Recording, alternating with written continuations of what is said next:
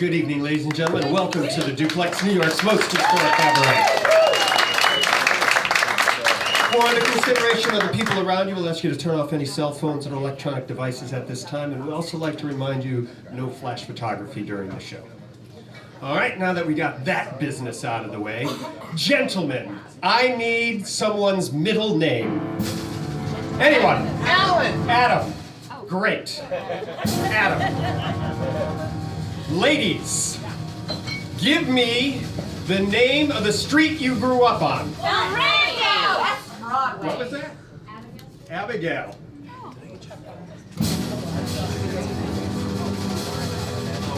And finally, anyone in the room, I need the city you were born in. Bismarck!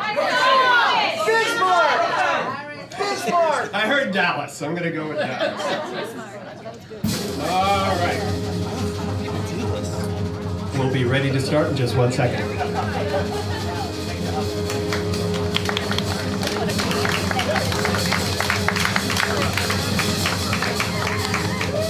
All right, ladies and gentlemen, please welcome all the way from Dallas, Texas, Adam Abigail.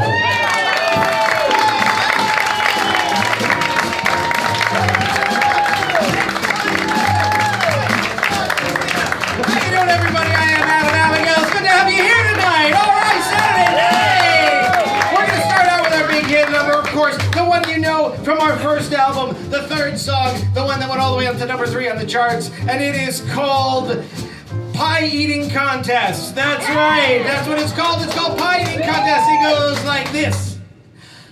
I know you like pie just as much as I do you. No, I don't lie when I know I try to. I treat my life like it is just the best, but I like pie, and you and I can have a pie eating contest. That's right! You can have your cake, yes, and you can eat it. All the cookies you can bake, hey, yeah, you just can't beat it. But you know I want one thing, you have the rest, 'cause I like life to be one giant pie-eating contest. It's the one big pie contest. How you doing? I'm Adam Abigail, straight from Dallas, Texas. That's right, I'm so glad you could all be here tonight. We're gonna have a great time tonight here on this beautiful village evening, and you know, honestly, it's Passover, it's Easter, it's all things you want, but I can tell you this much. Oh, you can keep all kosher for Passover, and maybe not for me. I can't wait till it's over, because as a Jew from Dallas, I can contest that life for me is just one God-given pie-eating contest. It's just a pie contest. Take your pie, boom! Thank you very much. Oh, thank you for being here. I really appreciate it.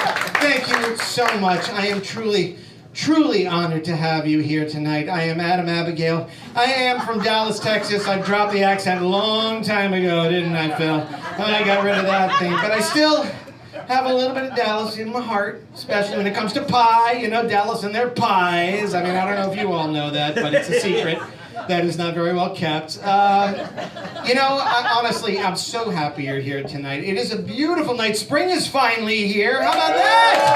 Oh, don't have to wear those coats anymore. Oh, it's fantastic. Well, you know, we're going to have a lot of fun tonight. I'm going to sing you some songs, tell you some stories about me and my life, because I know you all know Adam Abigail, but what you don't know is down on that sign downstairs, where underneath where it says Big Gay Saturday Night, it says Adam Abigail, but the real name of the show, of course, it's actually, they couldn't fit it on the sign. They honestly didn't have enough chalk. And the name of the show is Adam Abigail, If You Are Going Through Hell, Keep Going. And that's how I live my life. And yeah, it's true. Trust me, I've been there, and you're going to hear all about it. So, if you'll indulge me for the next 3.5 hours, you're gonna learn all you need to know about me, beyond what you know from the papers and the magazines and the albums and things like that. So, first, of course, you probably don't know where my name came from. Adam, Abigail, could you give me a little music there to back this up a little? Thanks, Phil. Adam, Abigail. What's in a name? Well, my great-grandfather was a historian, and he was studying the war, but the Revolutionary War, and he wasn't that interested in the men, he was interested in the women, especially Abigail Adams, and he was hoping that I would be a girl, of course, so he could name his granddaughter Abigail Adams. He had a lot of sway in the family. He picked all the names for everybody. No one had a choice. But of course, it was a boy, me, and he said, you know, I'm gonna switch it up, and I'm gonna call him Adam Abigail, after that famous lady. My last name is Schwartz, but my middle name is Abigail, and I'm really glad that he did that. My grandfather was a hoot, and you know, it was my grandmother that gave me the gift of song. That I'd like to share that gift with you tonight. And that song that she used to sing me, of course, every time I visited their lovely estate, set up in the Revolutionary War style, was called Never Say Never. Was it called? Oh no, it was called, this is called, it was about a phone. The song Never Say Never was about a phone. That's what it says. Sometimes you're better off spending time with others, and sometimes you're better off alone. And never are you more alone. Well, never say never unless you have yourself a telephone.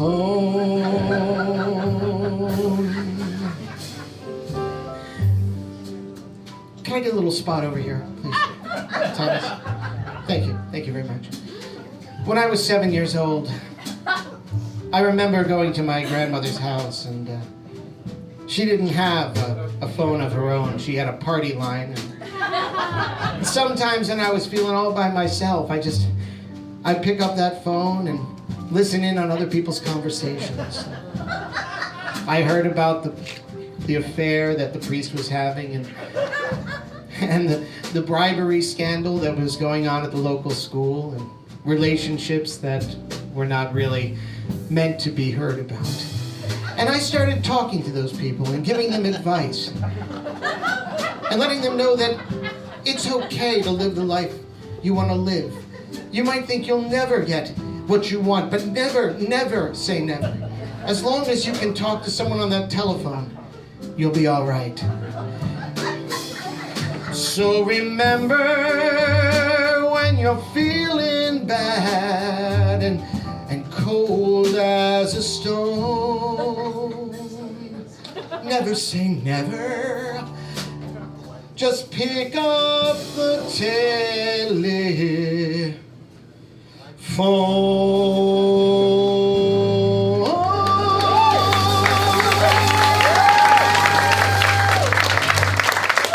Thank you very much. Thank you. Well, we grew up on the outskirts of Dallas. It wasn't Dallas proper. It was not a lot to do there, you know. When you go to Dallas, you basically have, well, if you're not going to a sporting event, you have the Ewing Ranch, I think, and then Dealey Plaza, where JFK was shot, and that's pretty much all there is to do. No, it's true. I'm not making that up. That's where it happened. I don't know if you remember that, but that's where it happened. So So every weekend they would pile into the truck and we'd go down to Dealey Plaza and then we'd go to the Ewing Ranch and we'd do that every weekend. During the week my father was always, what did your father do for a living?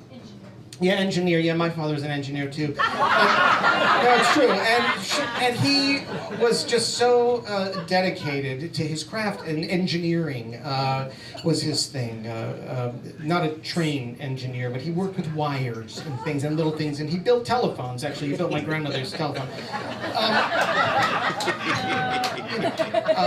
So he was very busy, so we didn't have time. Except when I was on break, I got to go with him to work down to the Texas Instruments lab, where he worked as an engineer in Texas. Where it is there in Texas. So I would hang out with him, and it was a take your kid to school day, and there was another engineer, and his kid came with. I must have been like 10 years old, and she was really cute. And I remember I saw her immediately locked eyes, and it was the first time I'd ever felt that. Have you guys ever felt that, like puppy love, that immediate reaction? Yes, you know what I'm talking about? Well, I don't know what your reaction was, but for me, I mean, my reaction was, I said to myself, waste not, want not. It was powerful. It was powerful in there. You can't waste a minute with this stuff. But it reminded me of that song that was written later by Jason Robert Brown of the same name, Waste Not, Want Not, from, I think the show was actually called Waste Not, Want Not, and this is the title song. Actually, I'm gonna get the chair for this one, but it kind of goes like this. 1, 2, 3.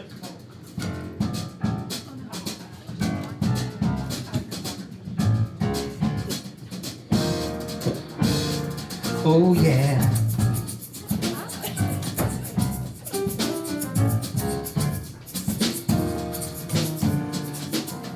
It's 6 o'clock on a Thursday. I'm heading out onto my street because the curb is where we go with cycling. And I've got some cans in my bag and I've got some newspapers to put them out into the bins and separate them from the trash. And right across the street there, I see this special girl and she is taking out the trash. And I said, waste not, want not, the way the earth can last.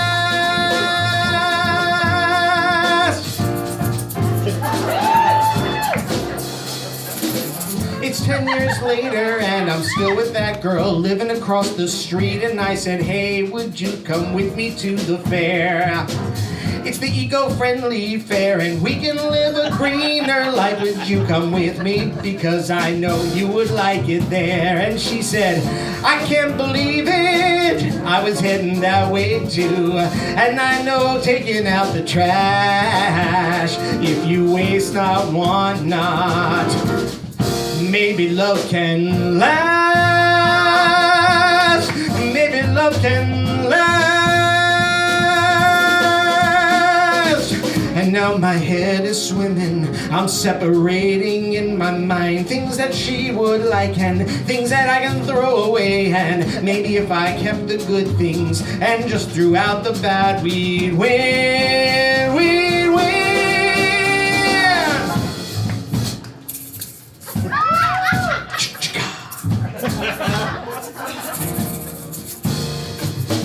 And now years later and we're married with a family and everybody eats whatever I put on their plate.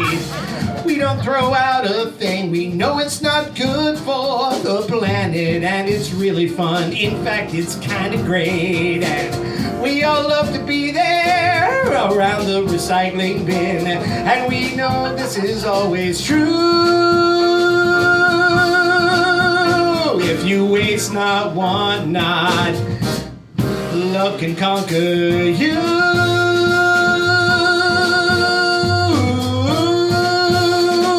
Waste not, want not.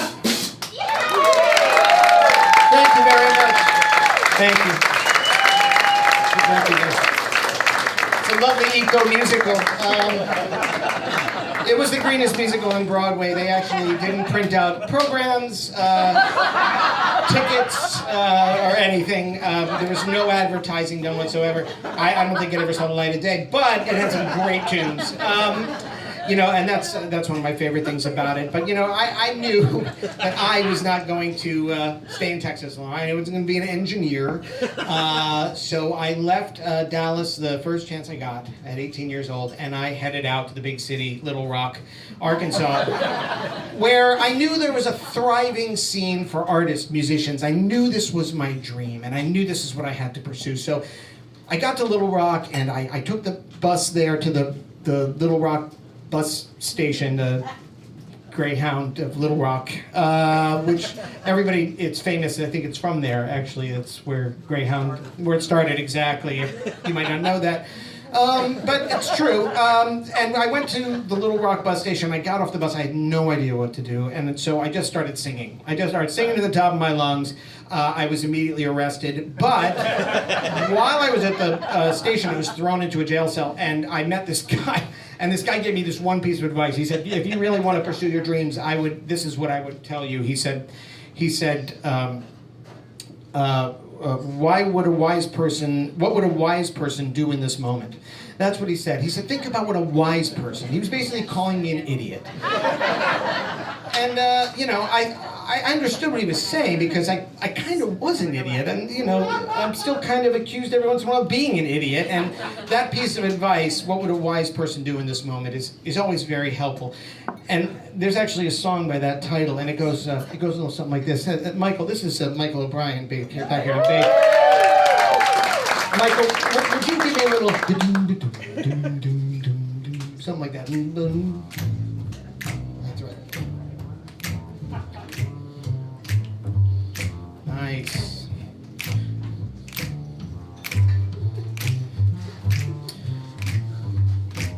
I went to school to see a teacher. I went there to do some math. I couldn't add up any of the numbers, yeah. I guess that wasn't really my path. And she said, wait, I want you to think about this.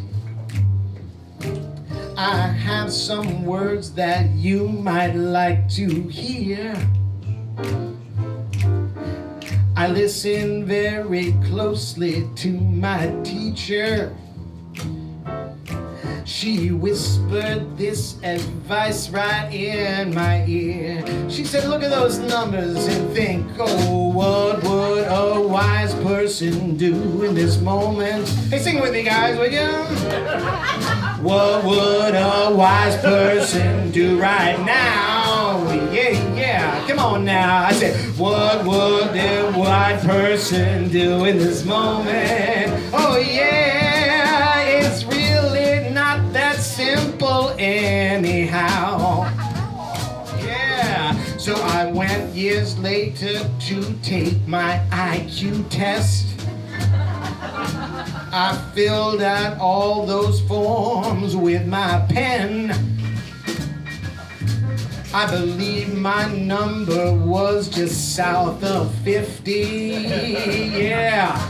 I thought to myself, what should I do then? I thought about it and I said to myself, oh, what would a wise person do in this moment? That's what I said to myself. I don't know how to put the words together. What would a wise person do right now? I can't even think straight. I don't know what I'm saying to myself. What would a wise person do in this moment? Oh yeah, because maybe I'm not stupid anyhow. Let's think of the bridge. Here we go. I went down to my friends just the other day. I said, what do you do when then you come out and play? He said, I can't do that cause I got a test. I said, come on, nice study, come on, give it a rest. He said, what do you do and don't you want to grow smart? I said, I don't know where to start. He goes, think about it anyhow. Said, what would a wise person do now? He said, what would a wise person do in this moment? That's what he said to me. I think that's what he said. He said, what would a wise person do right now? Who am I, the Dalai Lama? I don't know. I said, what would a wise person do in this moment? Hey there, Einstein, maybe you're just that stupid anyhow. Be a dumb person, what would a wise person do right now?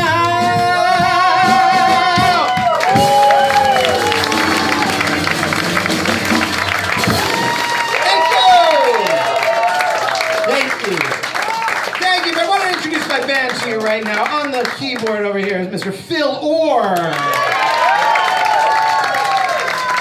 You've already met him, but let's meet him again. It's Michael O'Brien.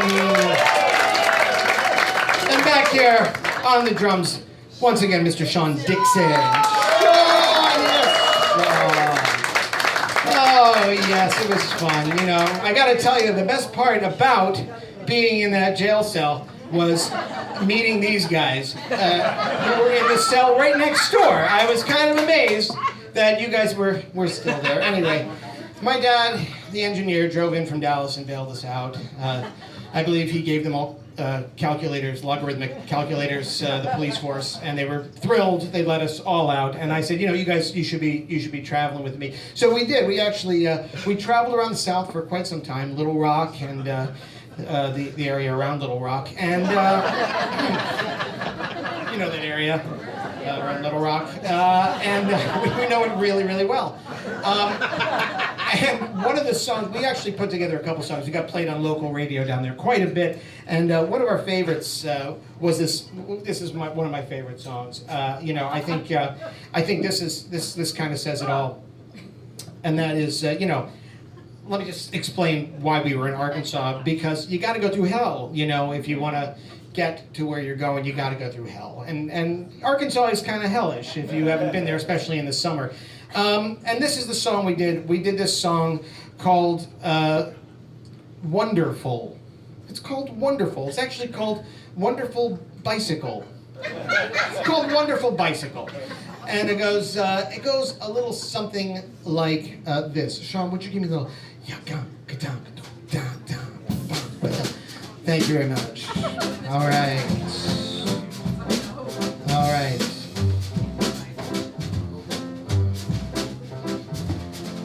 You can rent you an auto. It'll take you wherever you like. But if you wanna get where you're going, you can borrow my wonderful bike. You got your horse and your buggy. You can even go out on your trike. But there's no better way to get moving than to ride my wonderful bike. You can crank up some air in those tires. You can raise and lower the seat. It's true. You can even move up the handlebars. It's so sweet, a cherry red sweet. So if you don't know where you're going and can travel wherever you like, take a plane or a train or a bus there. Maybe take my wonderful bike. All right, here we go.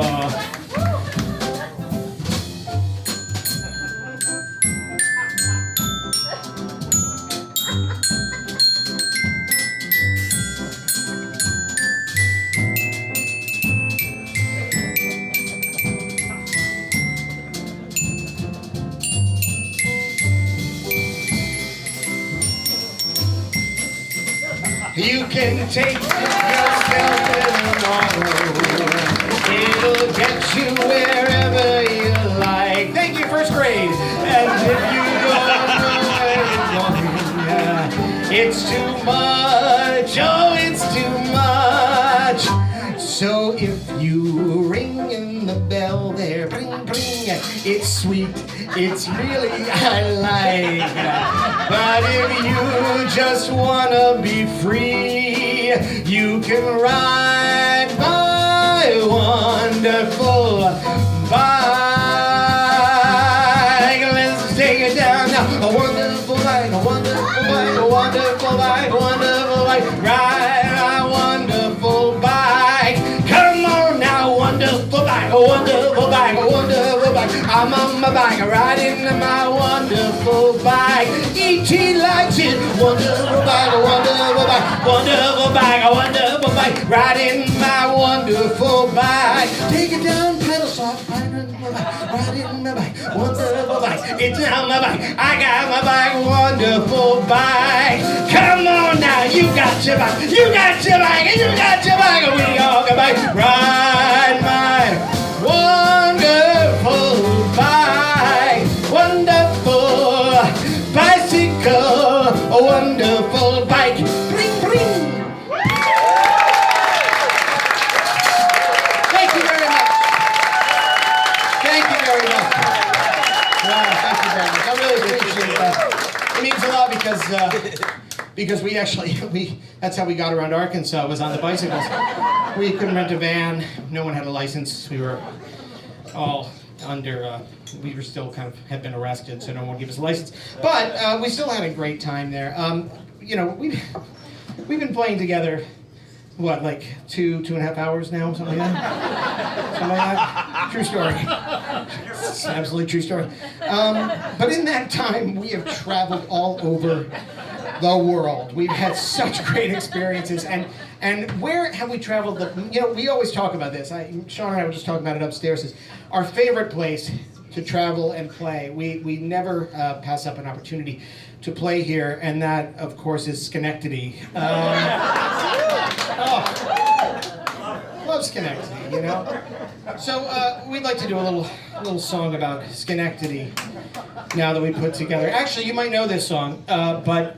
There is, last time we were playing in Schenectady, Phil found an opening verse to this song in a trash can outside a coffee shop there. And we're gonna start, yeah, it was still in good shape, so we're gonna do that. So you might know the song, but you will not know the verse. This is totally new. And it goes a little something like this. You've been up to Beacon, and you've been to Cold Springs. You've been down to Newburgh by the sea. I didn't write it. There's a reason it was thrown out, I'm just saying. But if there's one place where I always leave my heart, there's only one place I'd want to be. Schenectady.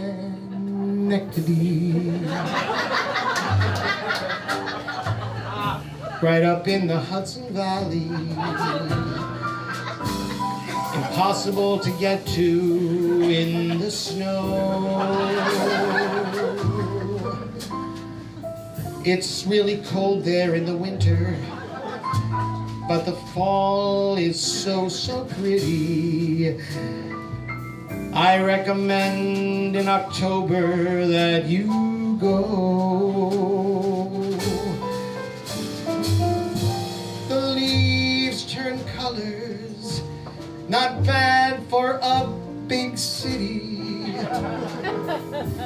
and they stay that way for several days. If you want to get there, it really isn't easy.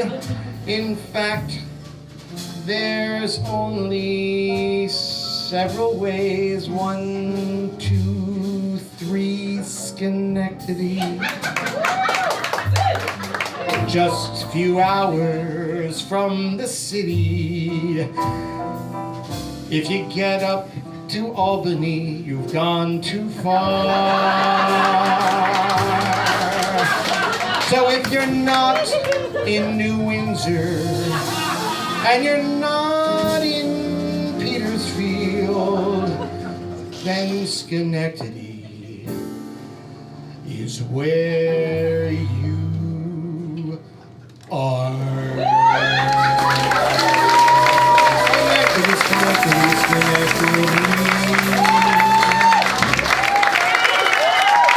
Thank you very much. Close to our hearts, Schenectady. There's a time that I was actually going to bring this up, but since we're here tonight and we're being honest and telling the story, there was a point in our travels where I left the band. I decided I was getting too much of this type of material, and I wanted to go solo for a while. Or actually, it's not true. It's not true at all. I made this whole thing up. I met a girl in Schenectady, and I met her in Schenectady. She was from Woodstock, and she was a folk singer. And she enticed me away from the band, and we had a folk duo for a while, and then she left me, to be honest. And it's a sad story. I won't bother with it, but there is a song I'd like to play. But it was, what, can you guys just get out of here? I'm going to do this one on my own here. I'm going to do a little folk bit. It's not that I don't love you, but yeah, just get out of here. Take a break, for God's sake. The name of the song that I played with her is called Serendipity.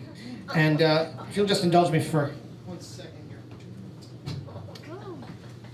Thanks. This is a little song called Serendipity that we sang together. Oh, let me get this mic over so you can hear the guitar better. It goes like this.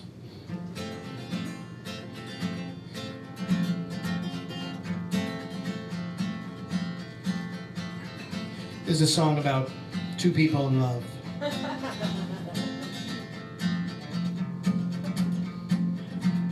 It's a song about how two people meet, and sometimes it feels like fate, It feels like they were meant to be together. It was kismet. And it's a song about how those two people meant to be together sometimes have to be apart.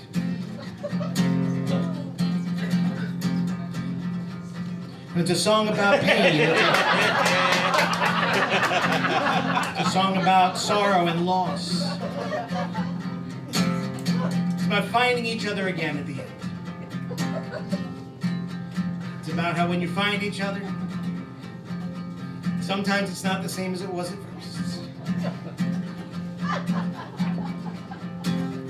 It's a song about change.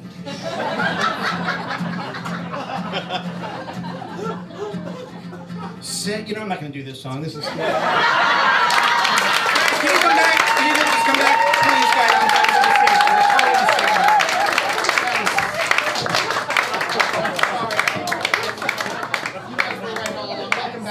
I'm sorry I ever left you with such a mistake. It was hard. That was terrible. Listen, I guess the problem is I've never really gotten over that. I went through hell. I went through hell to get through that relationship and the pain, and I guess I've never really discovered what love is. I mean, how many people here have been in love? How many people are in love? How many people are in love right now? How many people feel that love right now? And are you with the person you love? Hold your hands up if you're with them. Well, what's your name? What's your name? Scott. Scott, thank you very much, Scott. And who are you with here? Well, Ellen. Ellen. Is this somebody you're in love with? No. Oh, I'm going to ask you a question, Scott. Why did you lie just now? Who are you sitting with, Scott? You have Ellen and you have Dana. Dana and Jason. Jason. And Jason is a great name. I've heard it's a fantastic name. Second only to Adam. Now, Dana and Jason, you're a couple. Yeah. We are not. Can I ask you a question? Sure. Okay. Would you mind coming up here for a second? Just to talk. You have to talk for a second. This is great. Let's hear it for Dana. Dana's going to come up here. This will be great. Hi, Dana. Thank you. I promise I won't do anything harmful. I promise. Well, I'm not. Here we go. Well, maybe I will if you'd like me to. This is, it's a show where anything can happen. Why don't you have a seat over here? Dana, have a seat. We'll bring this down to you. So, you and Jason, Yeah. married? 10 years. 10 years. 10 years! How about that? Can I ask you, since I'm not somebody who has had that experience that you've had, how did you, well, first of all, how did you meet? A blind date. A blind date. Who set you up? Jason's friend that I was interested in. What's his name? Josh. Are you still in touch with Josh at all? You guys still? I'm not. Sure. Okay. Great. So you were interested in Josh, and you ended up with a Jason. Yeah. Do you remember what happened when you met? You remember what transpired? Did you go on a date? Did he ask you out? Yes. Josh gave Jason my number, and Jason called and set up a date. And what did you do on your date? We, well, it's interesting. It is? I'm interested. So we had arranged to go to dinner, but when Jason picked me up, I'd had a rather difficult day at work. And so I asked if we could go somewhere for a drink. So did you go to dinner, a drink after dinner or drink before dinner? Did you ever have dinner? I'm curious about your eating habits. Did you have dinner after that? We were gonna go for a tea, and instead we went to dinner with a bar, so that I could have a drink and dinner. And when did you know he was the one for you? On our third date. And what were you doing on your third date that you knew? On our third date, he took me up to Fort Tryon Park, way up down.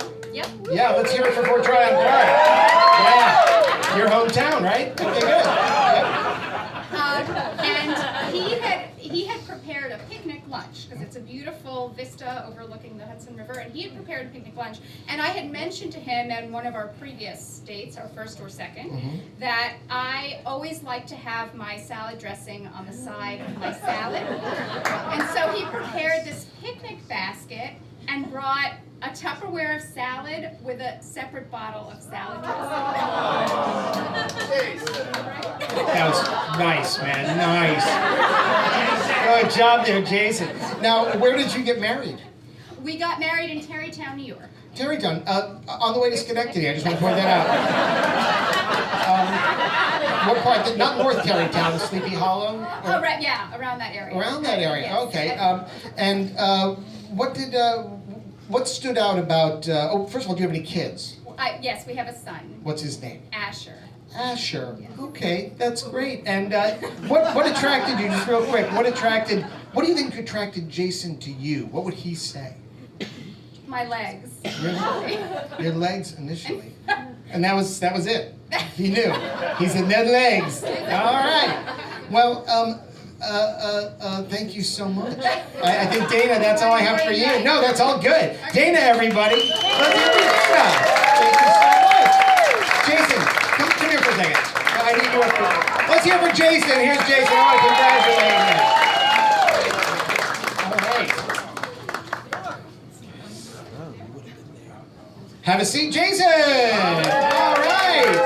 Now, thank you very much for being up here. And Dana, I know you don't know this. This is a bit of a surprise, but Jason and I prepared a song for you. And you're going to sing it, right? Okay. All right. Yes, he is. Don't worry, I'll help you out with the words if you forget them. But but it's great. I'm so glad you're here. Can we hit this one, guys? Let's hear it. 1, 2, 3, 4, 5, 6. All right, man. Dana, this is for you from Jason and I.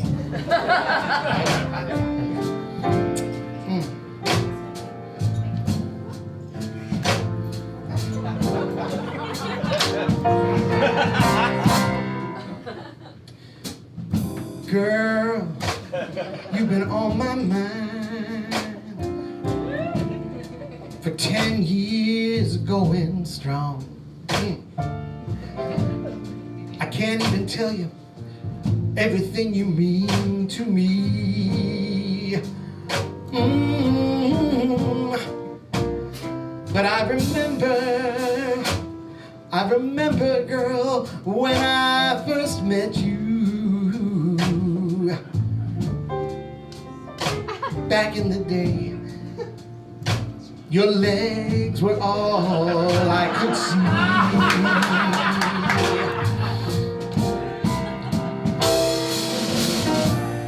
I just want to thank you for being part of my life. And I also want to thank Josh, yeah. He set us up so I could take you out for work and get some booze instead of a nosh. Oh, Dana. Wave your hands. Oh, Dana. Okay, put your hands down. Oh, girl, you're mine eternally. I gotta hear you say it now. Oh, Dana. 10 years and I can't complain. Because, girl, you've become my family. And you're the one for me. Okay, now it's your turn. You ready for this? All right, so you just come up here. It's going to go like this. Okay, ready? And just repeat after me. Girl, remember that time I promised you I'd deliver. He's singing this thing.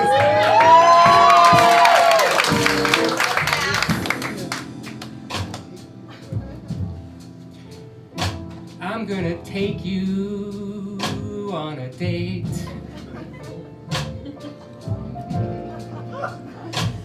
Overlooking the beautiful Hudson River. Yeah! You know it's true.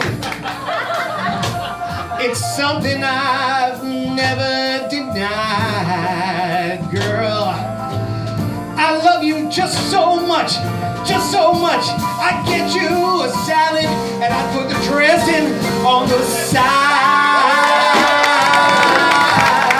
Dana, yeah. Oh, Dana. Yeah. You know, girl, you know I'm yours eternally. Let me tell you now, Dana, and now I'm gonna Jason's explain ya. Right? Girl, you and Asher are my whole family because you're the one for Me. Jason and Dana! Well done! Jason and Dana, everybody! That was unbelievable! Oh man, I gotta tell you, in a lot of R&B songs, that would be the talking part. But you know, if you're gonna sing, you gotta sing. What can I tell you? Great job, Jason. That was amazing. I'm glad you guys have found love, but I know you can probably attest to this too, but for me, love is complicated, right? I mean, it's not always easy, it's complicated, and there's nobody who writes songs about love being complicated better than Mr. Stephen Sondheim. And here's a little Sondheim song for you. Don't be nervous, it's okay. It's a little song called What Comes Around Goes Around. And yeah, don't be afraid. It's a really amazing song about the difficulty of love. Now, I want to mention right now, I think it's something we talk about a lot. There are 4 basic positions in any cabaret. There's standing with mic in stand, standing with mic in hand, sitting with mic in hand, and sitting with mic in stand. Let's see if you can determine which one this is tonight.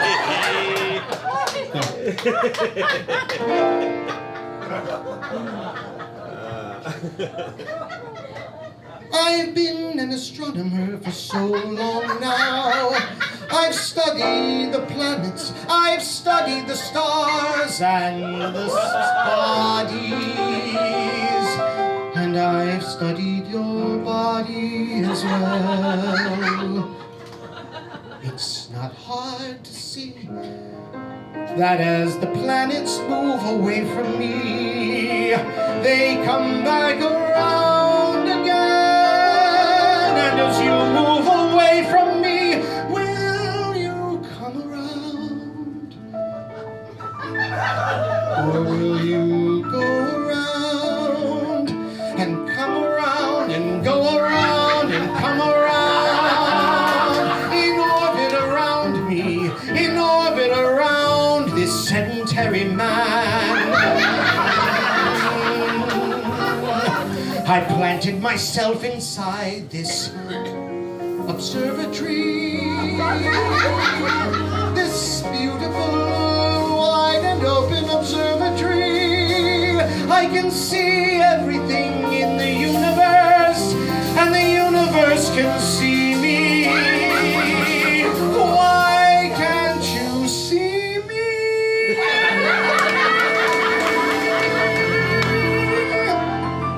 Please come around. Please go around again and come around. And as you leave me traveling faster than the speed of light, almost every night and every day you go around and come around, it's revolutionary. Please come around again.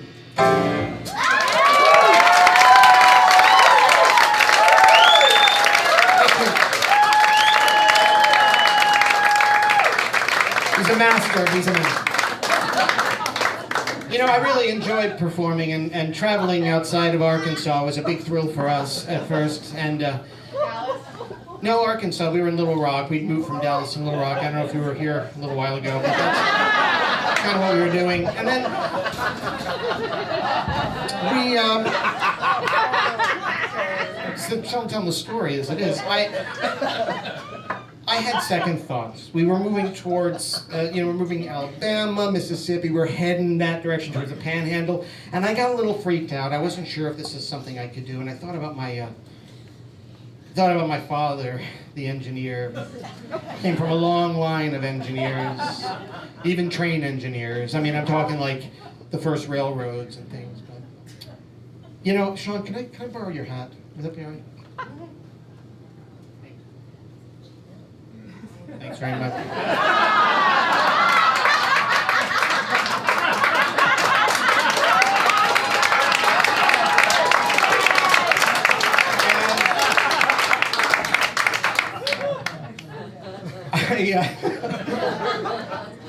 I came back to Dallas, and I went to the local engineers union, the EEACU. I don't know what it stands for, but it's something to do with engineers. And I was about to just sign up. I was about to put my dues down and sign up and just give up the performing thing and move into the world of engineering. And right as I was about to sign up, I met this guy just hanging. You know what? Let's just tell the story of this. Sean, can you give me a little honk, ka-donk, honk, ka-donk? Thank you.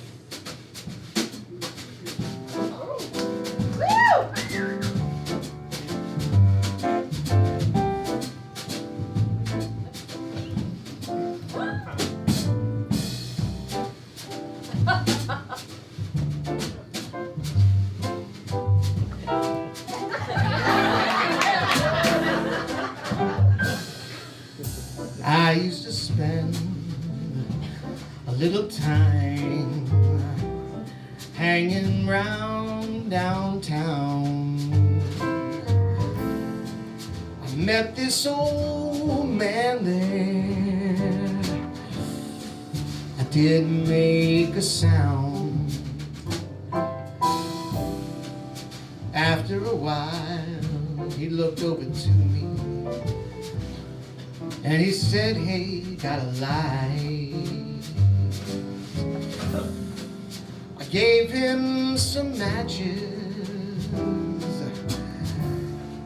He blew up the night, blew up the night,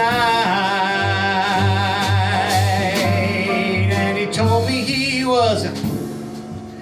used to be an engineer. He used to be an engineer.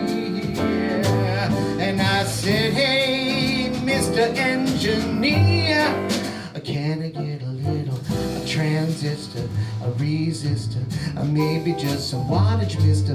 Man?"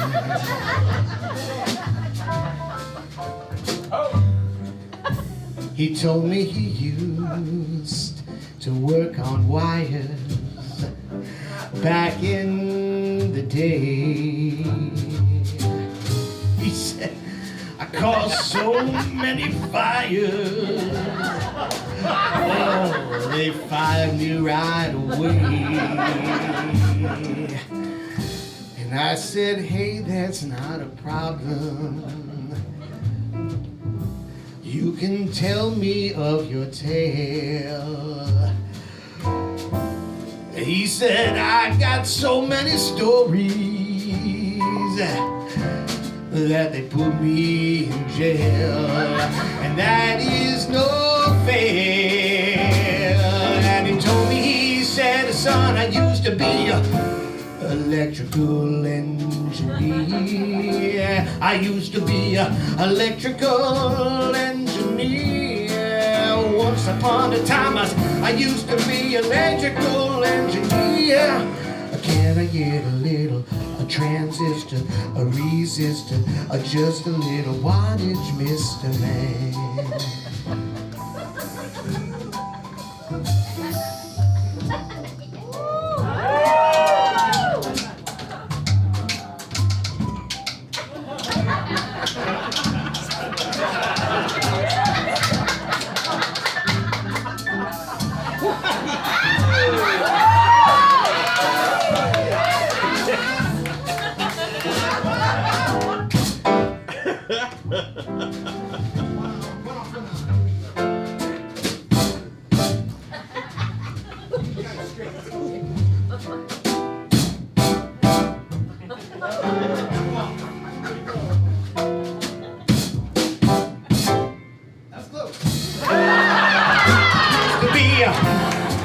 Electrical engineer. I used to be a electrical engineer. You could plug me in, I was a electrical engineer. Can I get a transistor, a resistor? Have you got a penny, Mr. Man? I could use it to create a circuit, Mr. Man.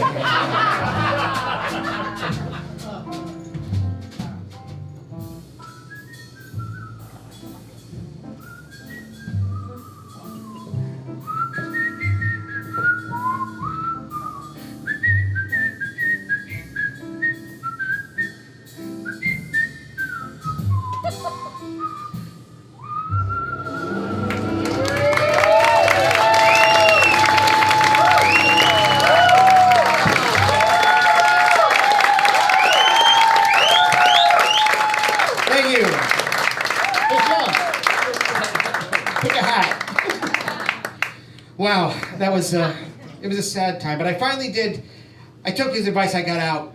I just couldn't end up like that, so I made my way to the city. The real city, New York City. And I finally got a shot. Sean, can you give me a little rutabaga. That's the one. I had a shot at the big time. Well, the kind of big time. I did an off-Broadway show. First week I was in town, I landed that role. I got a great agent, and he got me this off off Broadway, way downtown. I think it was Governor's Island, actually. I think it was the Castle. It was in the Castle. I don't know, but I appreciated the gig. You know, I'm very appreciative of the hard work, and I got to do this show, and I was the lead in the show. And the show, of course, is called, oddly enough, it's called When in Hell Keep Going. There's a lot of hell in my life. This is just part of it. It contained these songs: Rome, A Brick, Splendid, The Sky Was Blue, and We, with 3 exclamation points. We.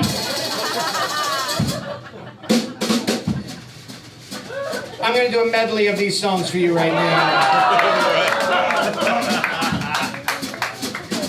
When in Hell Keep Going was the name of the show. Here we go. When in Rome, you do like the Romans. When in Rome, you do as they say. When in Romans, you do think the Romans. When in Rome, you do things the way they say. Caesar likes it that way. Here we are in Rome again.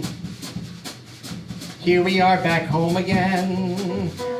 It's time to be here in Italy. Just you and me in our little villa in Rome.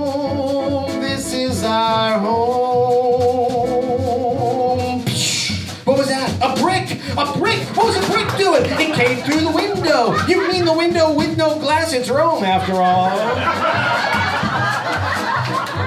It broke the shutters. A brick, that means that something's coming quick. I always know when I see a brick. It's just a building block for life. A brick, make me really quick.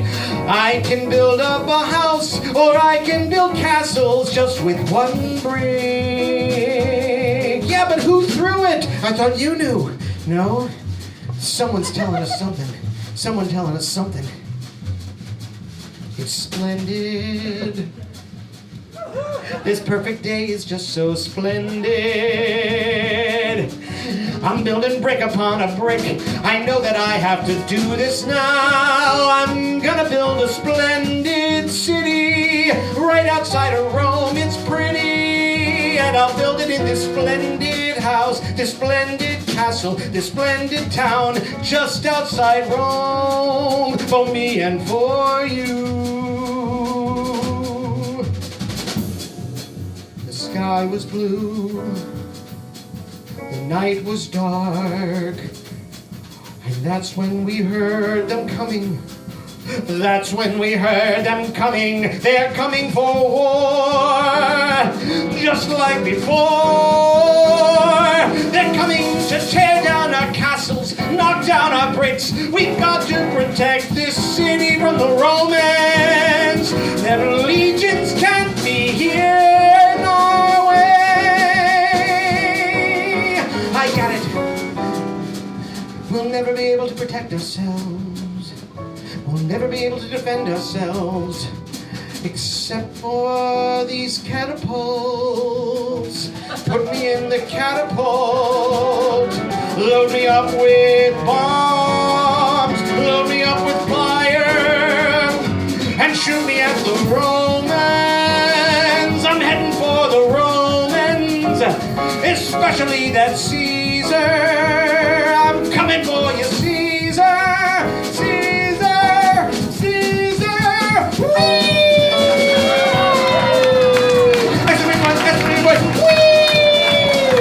I'm coming for you, Caesar.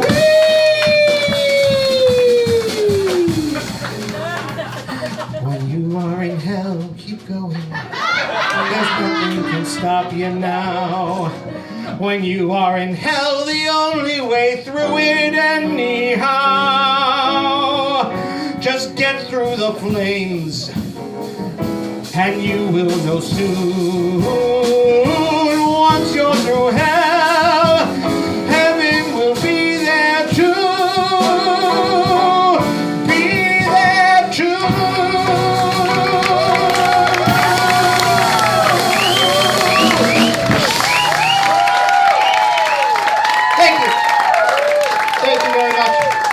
very, very kind of you. It's very, very kind of you. That joke closed before we finished laying the first brick. It was a shame. We were closed down because the last ferry was leaving Governor's Island and everybody left.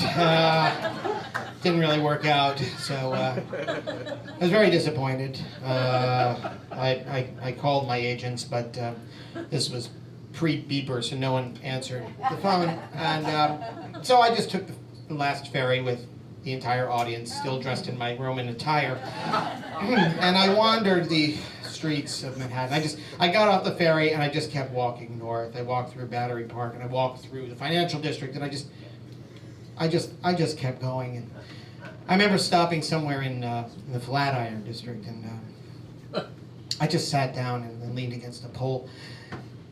It started raining, so I found my way to a little place where I could just duck in out of the rain, and I caught a look at myself in the mirror. There was a piece of glass, actually, and this reflection. I could see myself, and I remember I thought to myself at that time, I looked at myself and I said,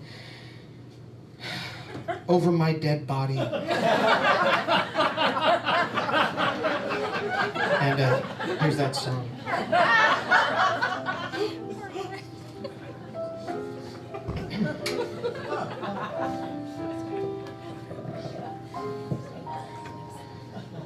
Sometimes you're the king of all you see.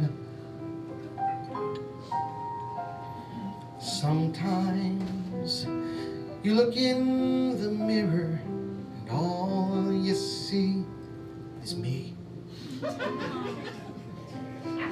It's true what they say. There's only one way, maybe over my dead body is the way. And I remember shivering and looking at this piece of glass with the rain right outside. And I kind of bumped up against something to my left and it was loose and it rattled off and I heard a dial tone and it was a phone. And I remembered my grandmother's house and that party line. And I went down and I picked up the receiver and I took out my last bit of change and I put it in there. And I just pressed a whole bunch of buttons. And someone picked up. And I said, hello? And they said hello. And I remembered, you don't have to be alone as long as you've got a phone.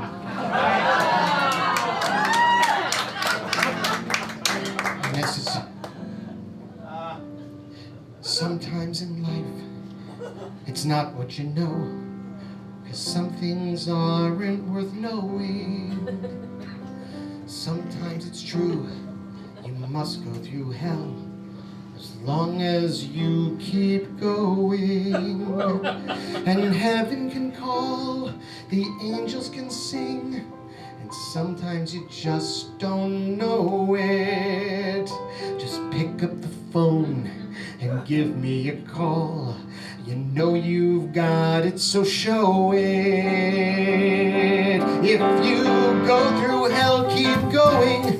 That's what they always say. If you are going through that hell that's in your soul. And I know if I go through hell, I'll keep on marching anyway, because my mom said so, and so my dad said so, and everybody says it's so. It must be so. It must be so. Because if you go through hell, keep going. It's the only way to be. You know, that's one thing that I know it in my heart. And if you go through hell, that's heaven waiting on the other side. But you have got to start. Take a step and you can start. You know know you've got to make a start. You make a start. Make a start. Make a start.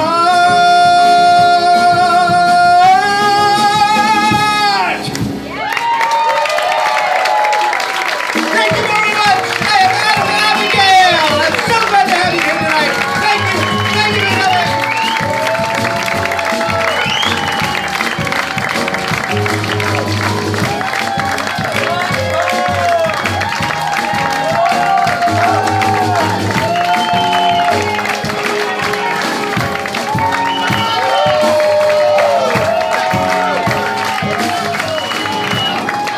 Thank you for all. Thank you so much.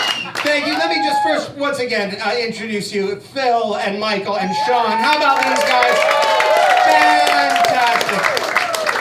Thank you for being here tonight. If you enjoyed the show, please go to, there's one or two places I'd like you to visit on your phones or your tablets or your computers. OffTheTop.nyc, you can sign up for the mailing list, and Off the Top Improv Cabaret on Facebook. If you hit like, you'll get all this cool information that we're putting out. Some exciting things happening. We're going to the Edinburgh Film Fringe Festival in August.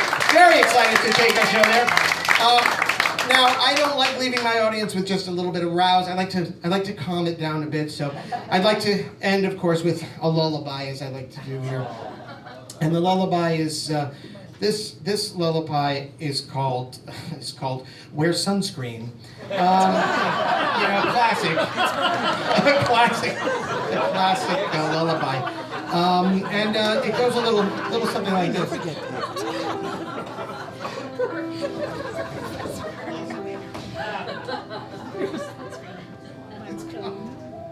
We'll figure it out, won't we? I got it. It's okay, Sean. It's okay. We're good. Thanks. He's very anxious. Wears several hats, that guy. But I'm fine. Thank you. You started it. Go to sleep. Close your eyes. Learn the lessons you've already learned. Take long walks. Put sunscreen on, or you are likely to get burned. Do this.